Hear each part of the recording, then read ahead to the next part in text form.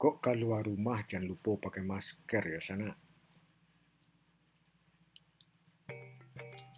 Masker tu indak maha bagai balik dulu. Tapi jo barang murah tu awak dapat melawan virus corona. Jo masker tu awak melindungi badan awak dari serangan. Tapi yang lebih penting sana, jo masker tu awak juga melindungi orang lain. Melindungi sana awak, orang yang awak sayangi.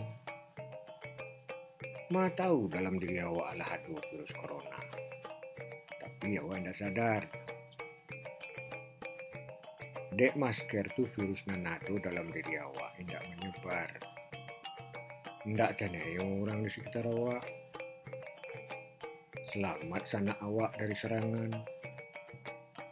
Ayo sana, coba kita dengar kecek ahli-ahli kok. We know that population-wide use of masks is essential for suppression of the outbreak. According to our professional experience, a simple homemade mask can prevent up to 100% of the spread of potentially infected microdroplets. The more people use masks, the less virus can be distributed and fewer individuals are exposed. Kini ialah banyak masker yang dibuat orang di Sumatera Barat. Murah belinya. Kalau itu sanak balik, kanca bana. Lai tertolong juga pembuat masker dari kampung kita. Lai bapu taju ekonomi negara awak.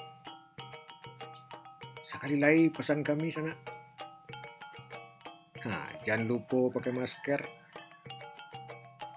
Untuk kesehatan awak juga kesehatan dun sanak awak.